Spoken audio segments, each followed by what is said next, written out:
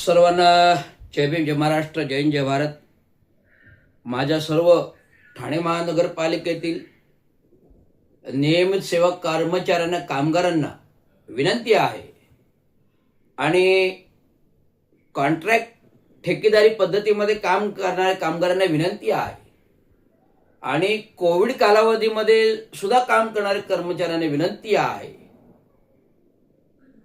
आणि सेवा नियोजनद्वारे समाज नियोजन खात्यामार्फत समाज नियोजन खात्यामार्फत सुशिक्षित बेरोजगारांना, सुशिक्षित ग्रॅज्युएट बेरोजगारांना आत्ता मध्ये 6 महिन्याच्या कालावधीसाठी सेवेमध्ये घेण्यात आले होते.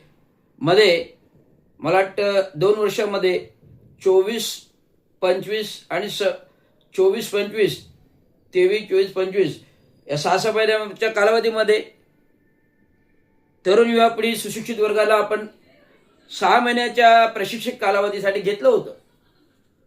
जर ठाणे महानगरपालिका प्रशासनातील आयुक्त असतील, अतिरिक्त आयुक्त 2-1-2, कार्मिक अधिकारी असतील, आस्थापना अधीक्षक असतील, ह्यांनी सर्वांनी सेवेचा अभ्यास करा, सेवा नियमावलीचा अभ्यास करा.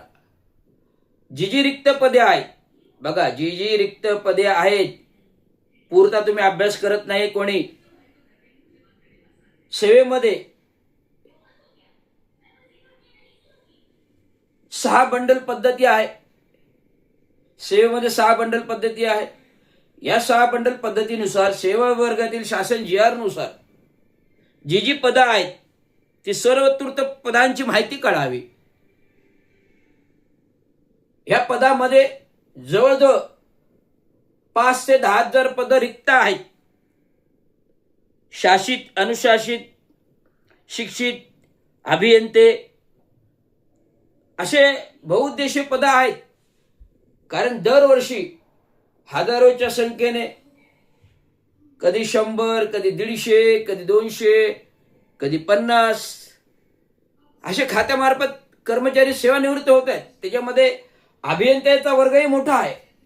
जो अभियंता आपल्याकडे 300-350 अभियंते होते, चंद्रशेखर साहेबांच्या कालावधीमध्ये आपण भरती केली होती. आम्ही त्याच्या पूर्वीचे लागलेलो आहोत. त्या वेळेस मी जेव्हा सेवेमध्ये आलो, मला लागायचं होतं, तेव्हा 2 वेळा भरती केल्या. 50 पदांच्या भरती केली आणि त्या 50 पदाच्या भरतीमध्ये 90च्या दशकामध्ये जे अभियंते भरले ते आता काम करत आहेत. काही सेवानिवृत्त झालेले आहेत. त्याच्यातले वर्गातील मी आहे. म्हणजे युनियन लीडर, कामगार नेते चांगो शिंदे त्यांच्या चिरंजीवाला लागायचं होतं म्हणून कॉलेजपासून जे काही प्रयत्न होते शेवटच्या वर्षापासून ते केले, पदं काढली. परंतु उपायुक्त सत्रे साताऱ्याकडचे, त्यांनी सगळे सातारा सांगली गट 50 जणांचा भरला आणि चांगो शिंदेचे सुपुत्र कामगार युनियन लीडर त्यांना डावळलं गेलं 90च्या दशकामध्ये. नाही तर पहिल्या फेरीमध्ये मीच असतो, सिनियर मोस्ट असतो. हा काय प्रकार चाललेला आहे, बाबांना काही कळलं नाही. बाबा वैतागले, थेट सत्रेच्या कॅबिन मध्ये गेले आणि सत्रेच्या अंगावर खुर्चीच उचलली. अरे ते म्हणणे काय चाललंय, ही 50 पदे तुम्हाला काय सातारा सांगली भरायला नाही दिलेली आहेत का? त्यांच्याकडून 1-1 लाख रुपये घेऊन पदांच्या ही पदे भरायची नाहीये. ही केवळ माझ्या मुलाला लागायचं होतं म्हणून मी 50 पदं RD शिंदे नगर अभियंता होते, RD शिंदे शेनोलीकर होते, प्रधान होते, या सर्वांशी बोलून युनियन मार्फत ही पदं काढली आणि या पदांमध्ये माझ्याच मुलाला डावळलं जाते. सत्रेजी, तुम्हाला वाटलं काय? बाबांनी उचलली, खुर्ची घातली डोक्यात. एक दिवस पोलिसात, काय फरक पडला?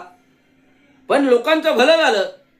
सातारा सांगलीकडचे जेवढी लोक आली ते आजही सेवेत काम करतात. आता ते कोणी उपनगर पदावर आहे, उपनगर अभियंता पदावर आहे, कोणी काय झालं, कोणी अतिरिक्त नगरअभियंते झाले, कोणी काय झाले, कोणी काय झाले, कोणी काय झाले. त्यावेळेचे जे सेवानिवृत्त नगरअभियंते झाले, अवसरमोल असतील, अनिल पाटील असतील, मेंदळे असतील, हिर्लेकर असतील, त्यांना इतिहास विचारा. हिर्लेकर पण मला ओळखत नव्हते, मेंदळे पण मला ओळखत नव्हते, अवसरमोलही ओळखत नव्हते, शहर विकासला होते 92-94 दरम्यान, 92च्या कालावधी 92-93 शहर विकास विभागाला होते अवसरमोल, कार्यकारी अभियंता त्यावेळी होते ते. कोणी मला, मी जेव्हा थेट आलो, पाटणकर होते कार्मिक अधिकारी, मला अतिक्रमण विभाग दिला, अतिक्रमण विभाग, नियंत्रण विभाग. मी म्हटलं साहेब मला यातलं काही राजकारण माहीत नाही म्हणे शिंदे साहेब तुम्ही डायरेक्ट उडी मारा, तुम्हाला आपोआप कळेल अतिक्रमण आणि बांधकाम काय आहे. मी उडी मारा काय, मी बांधकामच तोडायला घेतली सर्व. धर्मवीर साहेबांचं नोकझोक झाली, धर्मवीर साहेबांनी शाबासकी दिली की तुझ्यासारखा अधिकारी महानगरपालिकेत पाहिजे तर सगळ्या सेवा सुरळीत होतील. तर मी केल्या, सेवेमध्ये नियमित काम केलं, जे पटत नाही चुकीचं काम ते केलं नाही, म्हणून 3 निलंबन घेणारा माणूस हा एकमेव रवींद्र शिंदे आहे. तरी तेव्हा मी सांगतोय, प्रशासनाला अद्याप सांगतोय, तुम्ही जे काही चुकीचं कारभार करताय, प्रभारी पद द्यायचा. मी 2019ला उपोषणाला बसलो, सर्व 19 पदे प्रभारी रद्द करायला लावली. मग ते उपायुक्त असतील, मग ते अभियंते वर्गाचे असतील, वरिष्ठ लेवलचे, ही सगळी पदं मी रद्द केली. विपिनजी शर्माने 2019च्या डिसेंबरमध्ये आदेश काढले आणि सर्व सेवा नियमित केल्या.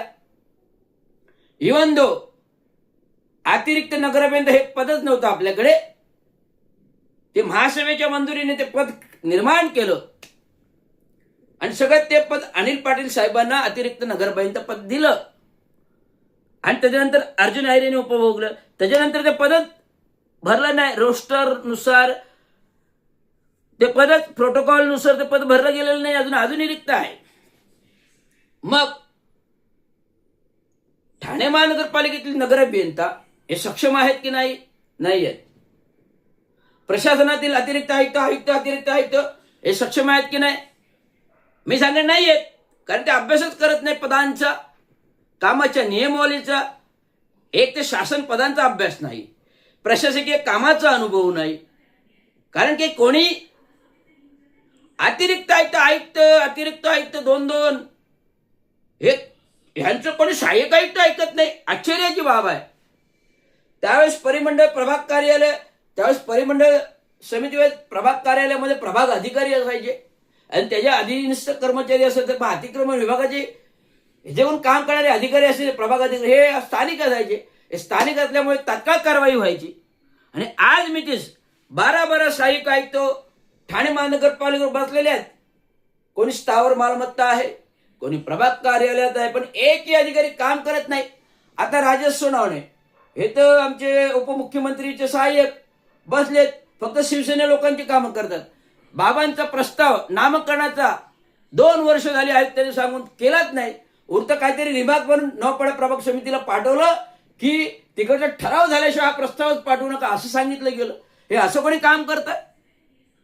म्हणून मी आंदोलन घेऊन का चिडलोय.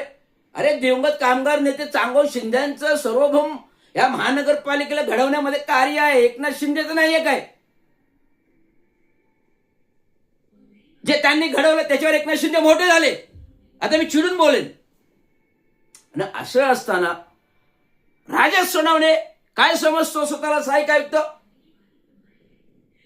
सेवेतून घालून टाकेन, लागलो मागे तो, पण मला दया आहे, कोणाच्या मी पोटावर मारत नाही. जे माझ्या पोटावर तुम्ही मारलात, मंत्री महोदयांनी मारलं, सगळ्यांनीच मारलं, परंतु मी कोणावर भी कारवाई करू शकतो, अॅट्रॉसिटी अंतर्गत करू शकतो, गुन्हा नोंदवलेला आहे. परंतु माझ्याकडे दया माया आहे, शांत. वादाने वाद निर्माण होतात, वादाने वाद सोडवला जात नाही. सांगतोय, वादाने वाद सोडवला जात नाही, तर प्रामाणिकपणाने समेटाने सोडवला जातो. तो मी माझ्याकडे आहे. म्हणून मी कुठलाही अॅट्रॉसिटी कायदा महासंचालकाकडून येऊन, चौकशी आयुक्ताकडे येऊन सुद्धा एकनाथ शिंदे असतील, नजीब मुल्ला असतील, मुख्यमंत्री उपमुख्यमंत्री असतील, त्या काळात यांच्यावर कारवाई आली होती. परंतु या रवींद्र शिंदेने माणुसकीच्या नात्याने मिटवली ना, मिटवली. मी बोललोय माझ्या भाषणामध्ये, मिटवली.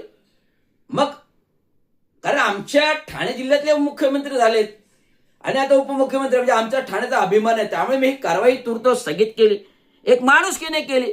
परंतु त्यात माझा फायदा काय झाला? मी तर 3-3 वेळा निलंबन झालो, 3-3 प्रमोशन गेल्या. काय फायदा झाला?